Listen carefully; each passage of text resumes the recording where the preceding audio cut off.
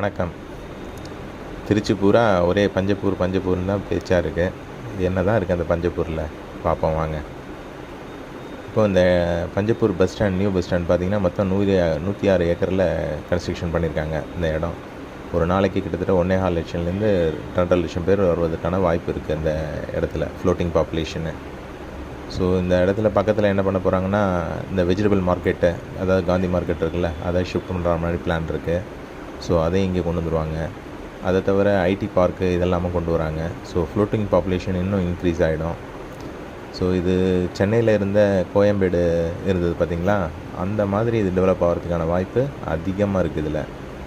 So 95, 96, 97 அந்த டைமில் நீங்கள் கோயம்பேடை பார்த்துருந்தீங்கன்னா இந்த மாதிரி தான் இருந்திருக்கும். எந்த ஒரு கட்டாந்தரையாக அப்படி பார்த்துருப்பாங்க. ஸோ ஆனால் இன்றைக்கி இருக்கிற டெவலப்மெண்ட்டு இதெல்லாம் பார்த்திங்கனாக்கா வேறு லெவலில் இருக்குது. ஸோ இப்போது நம்மளோட சைட்டு பார்த்திங்கன்னா இந்த பஞ்சப்பூர் பஸ் ஸ்டாண்டுக்கு அப்படியே ஆப்போசிட்டில் இருக்குது. திருச்சியில் இது மாதிரி ஒரு ப்ராஜெக்ட் இல்லவே இல்லை, 100% கேரண்டீடாக சொல்லலாம். என்ன ரீசன் பார்த்திங்கன்னா, எல்லாம் மெயின் ரோட்டில் இருக்கிற இடம் எல்லாமே ஆக்குபை பண்ணிட்டாங்க. எல்லாமே ஏக்கர் கணக்கில் தான் இருக்குது. சின்ன சின்ன பிளாட்ஸ் எதுவுமே கிடைக்காது. அப்பர் மிடில் கிளாஸ்க்கு வாங்குறதுக்கான சான்சஸ் ரொம்ப கம்மி. அதுக்கான ஆப்பர்ச்சுனிட்டி அப்படின்னு பார்த்திங்கன்னா நம்மளோட த கிங்ஸ் அவென்யூ சைட் மட்டும்தான். ஸோ ரொம்ப பக்கத்தில் இருக்குது. பஞ்சப்பூர் பஸ் ஸ்டாண்ட்லேருந்து பக்கம், ஹைவேஸ்லேருந்து ரொம்ப பக்கம். ரொம்ப அருமையான இடம், பிஸ்னஸ்க்கு நல்ல க்ரோத் ஆக போகிற இடம்.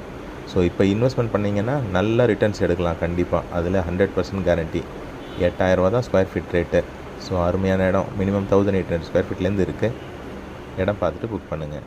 Thank you very much.